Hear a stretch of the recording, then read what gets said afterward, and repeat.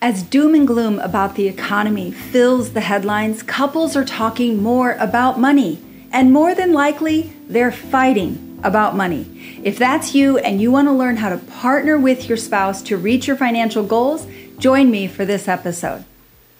Hi, I'm Julia Woods, coach, trainer, and founder of Beautiful Outcome, a coaching company committed to help couples communicate so you can partner in creating your dream life and marriage. At the end of this episode, I have a free gift for you that's going to help you add practical application to this very episode. So make sure you stay to the end for those details. A group of psychologists studied 100 couples, and their research showed that financial conflict is the most frequent, pervasive, problematic, reoccurring, and unresolved topic of conflict in marriage. And it also seems to be increasing as the decades go along. They believe that as economic, financial pressure increases, the more couples are fighting about money. And that is super important in this year 2023 because there's a lot of talk about national and global recessions, resets, depressions, and crashes. This is a significant wake-up call for every couple to begin finding ways to talk about money with your spouse because according to Genesee Law Firm in 2022, 4 out of 10 divorces occur due to money conflict. Now, I have some great news for you. You can move from fighting with your spouse about money to partnering together to build your financial dreams. And it all occurs in communication. Communication is the key. My husband and I fought about money all the time, and we still do sometimes. But over the last 10 years, we have greatly upgraded our conflicts about money. In the past, our conversations about money were about blaming each other as the problem. I saw him as frivolous with spending, and he saw me as controlling with money. These money conversations ruined so many date nights, weekends, and plenty of vacations. Overall, they were significantly weakening our relationship because as we blamed each other, we grew bitter and resentful, and our relationship grew weaker and weaker. Now, we still argue about money. We just did this weekend, but we're no longer blaming each other. We work together to get to new understanding much more quickly. 3 of the biggest things that we have changed in how we talk about money is significantly changing our conversations, and that's what I want to go over with you right now. The first thing we changed is we started seeing each other as a partner rather than the problem in our finances. As long as we saw each other as the problem, our financial conversations were about who was right, and they became defensive battles to be won. But when we partner together and see each other as partners, we produce life-producing conversations. Now, I get that that can be easier said than done.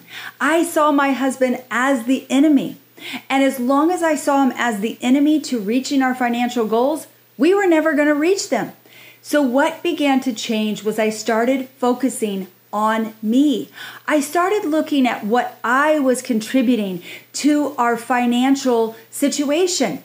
And it began to open my eyes significantly to my contributions and the things that I felt deeply we needed to do in order to actually grow the financial goals we wanted. As long as I saw him as the problem, I was blinding myself to my contributions. But once I shifted my focus to me, my eyes began to be opened, and I actually began to start having new conversations. The second thing we began to change is we began to honor each other's ideas. Likely you and your spouse are like me, and we have very different views on money, spending, saving, investing, and budgeting. Welcome to marriage because opposites attract. It's easy to believe that your way is the better way. And as long as you think your way is the better way, it blocks any ability to partner. My husband and I had this a lot in our conversations because he's an only child and I am the middle of 7 children. I grew up saving money from as early as I can remember. He grew up without much savings at all. I took these details as evidence to tell myself that my ideas about money were the best ideas. But when I began to look at myself and what I was contributing, I could really see that my arrogance and my superiority was putting a huge wedge between us.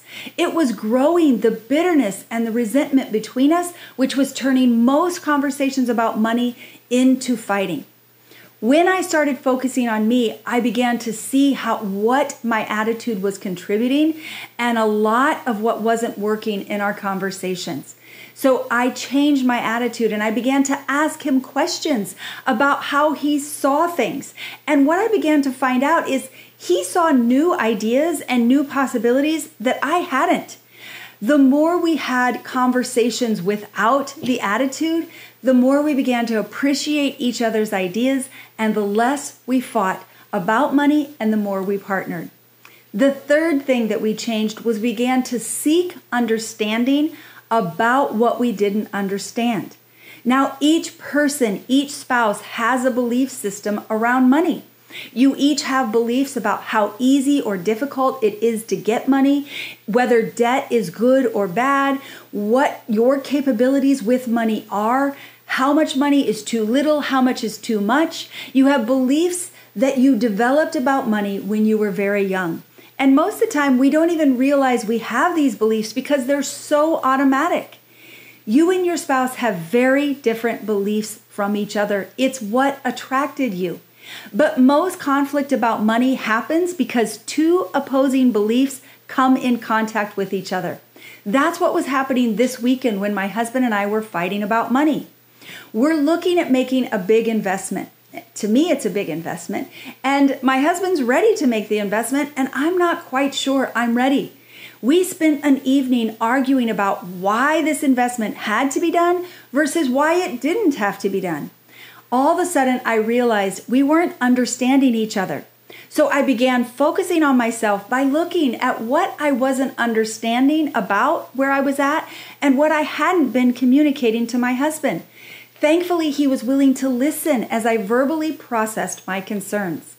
As I got vulnerable and honest, we both began understanding more about my fears and doubts, and the more we understood, the better our conversations got. The fighting stopped because we had new understanding. Together he began appreciating my concerns, I appreciated my concerns, and we began looking at new options. Together we have found that when we see each other as a partner.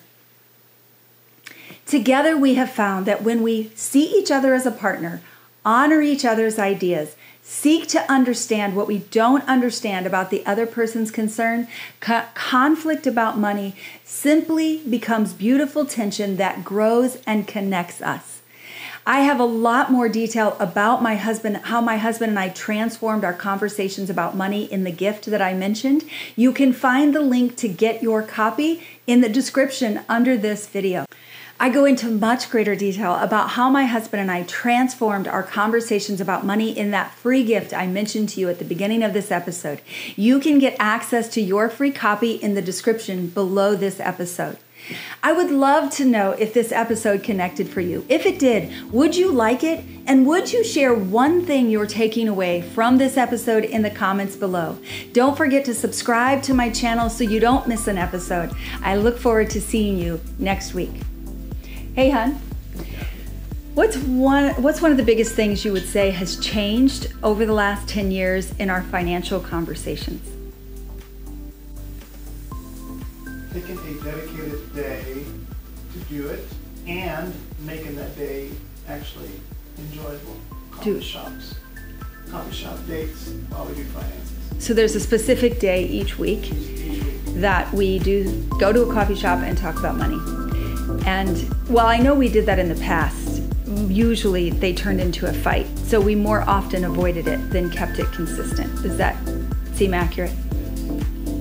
I agree.